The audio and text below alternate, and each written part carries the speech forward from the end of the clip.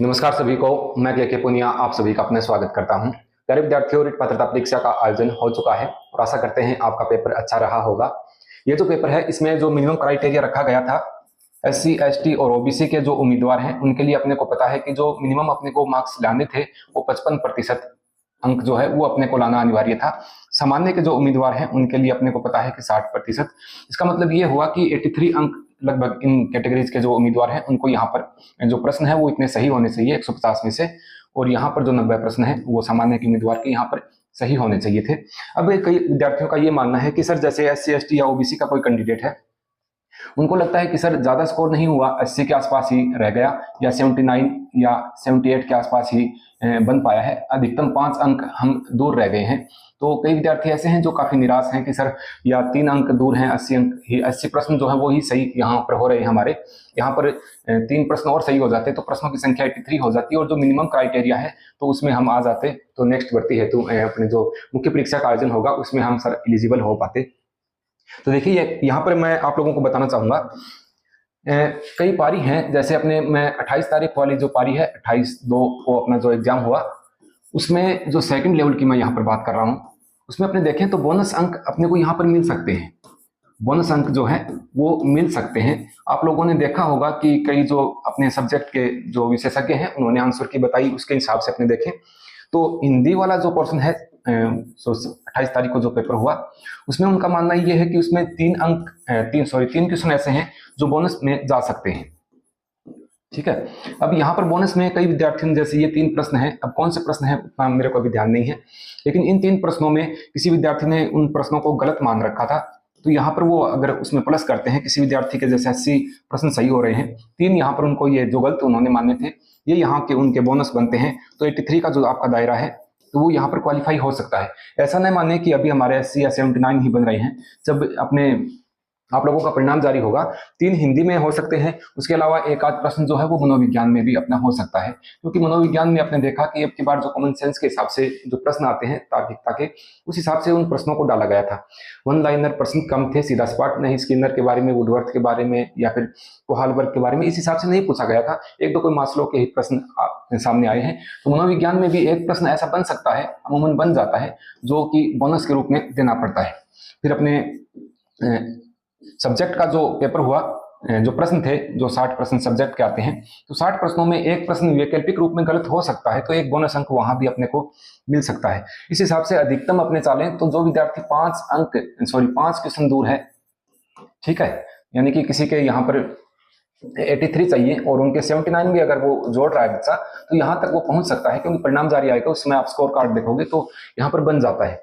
तो निराश होने की आवश्यकता नहीं है। अगर आप 79 या 80 के आसपास या 81 के आसपास तक पहुंच रहे हो तो कुछ बोनस अंक अपने को यहाँ पर मिल जाते हैं, क्योंकि लेंथी पेपर है। 150 प्रश्न टोटल थे इसमें, तो 150 प्रश्नों में ये पॉसिबिलिटी बन जाती है कि इतना बड़ा लेंथी पेपर होता है तो 4-5 प्रश्न जो है वो बोर्ड को बोनस के रूप में देने पड़ सकते हैं। अब जो बोनस मिलता है उसमें एक तो वैकल्पिक जो अपने ऑप्शन है, जो विकल्प अपने हैं उसमें अगर जैसे ए बी सी डी यानी 2 से अधिक विकल्प सही हो रहे हैं, तो ऐसी स्थिति में बोर्ड क्या करता है, उसको बोनस अंक के रूप में दे देता है। क्योंकि रीट में पिछली बार भी आपने देखा कि बोनस लिखा हुआ आया था, डिलीट नहीं किया था प्रश्नों को, सीधा ही बोनस यहाँ पर देते हैं। या फिर चारों विकल्प जो है ये सही प्रतीत हो रहे हैं, या फिर आउट ऑफ सिलेबस कोई है, बिल्कुल ही सिलेबस से बाहर कोई चीज आ रही है, तो ऐसी स्थिति में बोर्ड को अगर लगता है ये प्रश्न वाकई में ही डाउटफुल है तो उनको वो यहाँ पर बोनस के रूप में दे देते हैं। और जो बच्चा 1-2 प्रश्नों के दायरे से दूर था या 3 प्रश्न तक वो दूर था तो वो इसके अंदर आ जाता है, तो आपको निराश होने की आवश्यकता यहाँ पर नहीं है। उसके बाद में ये तो इसके संबंध में हो गया। ये अपने बात करते हैं कि जो रिट मेंस का जो पेपर होना है उसकी दिनांक क्या हो सकती है। तो सबसे पहले मैं आप लोगों को यहाँ बताना चाहूंगा, ये ट्वीट आपने देख लिया था, बार बार दिखाने की आवश्यकता नहीं है, हर जगह आजकल सोशल मीडिया पर ये चीजें पहुंच जाती हैं। लेकिन इन्होंने इसमें एक बात कही थी कि हमने रिट के सेकंड फेज की परीक्षाओं की डेट डिसाइड कर ली है, तो अपने को अभी कभी भी दिनांक जो है वो मिल सकती है, कि जैसे अक्टूबर या नवंबर माह में जो अपना एग्जाम है रिट मेंस का, वो यहाँ पर आयोजित हो सकता है। अक्टूबर भी अपने मान के चलें तो भी अपने पास काफी समय यहाँ पर मिल जाता है। अब सबसे बड़ी बात यह है कि सर अक्टूबर में जो हमारा पेपर होगा तो इसका पहले नोटिफिकेशन जारी करेंगे, तो नोटिफिकेशन जो है वो अपने को अप्रैल में इसका देखने को मिल सकता है।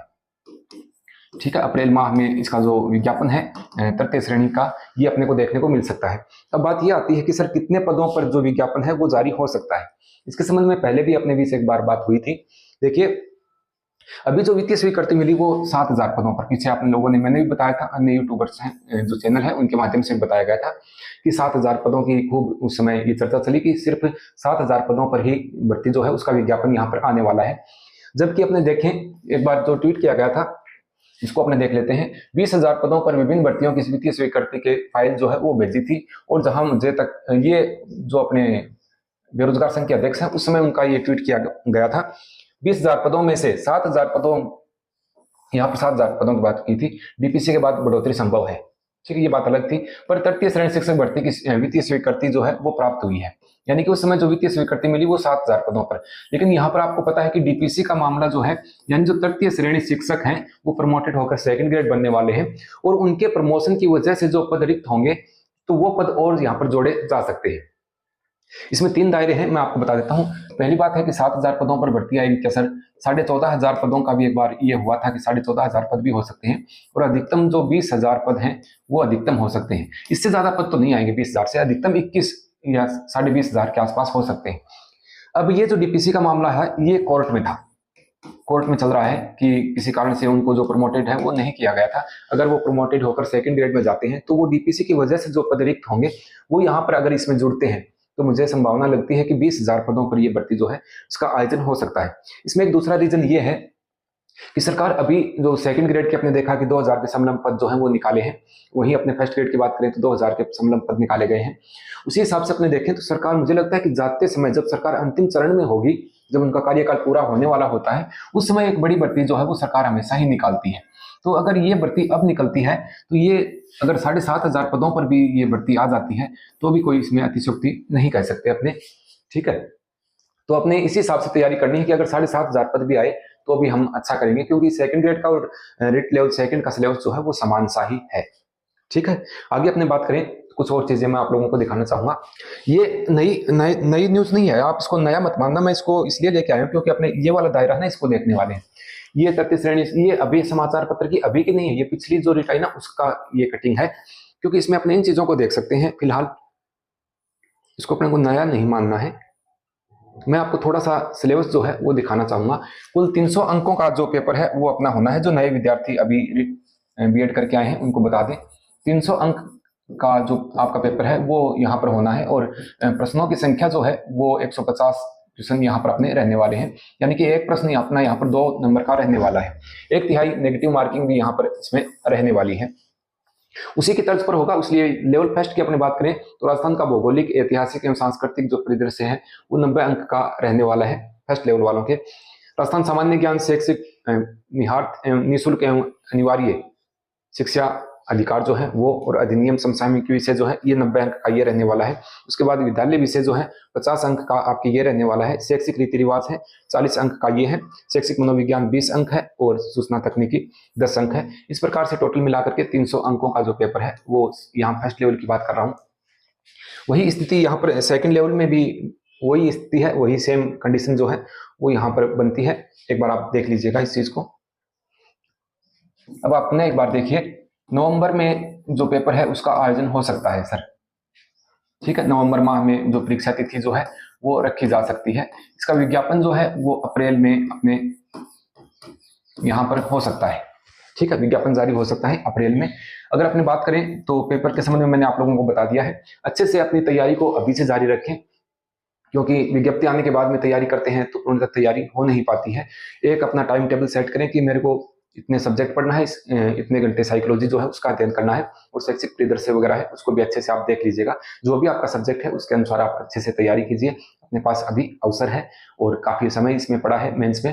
पदों की संख्या कम होने पर निराश नहीं होना है, क्योंकि वो तो विज्ञप्ति जारी होने के बाद ही क्लियर हो पाएगा कि एक्चुअली कितने पदों पर यह विज्ञापन जारी होता है। संभावना ये है कि 20,000 पदों पर डीपीसी होने के बाद अगर पद जारी करते हैं तो 20,000 पदों पर अपना ये विज्ञापन जारी हो।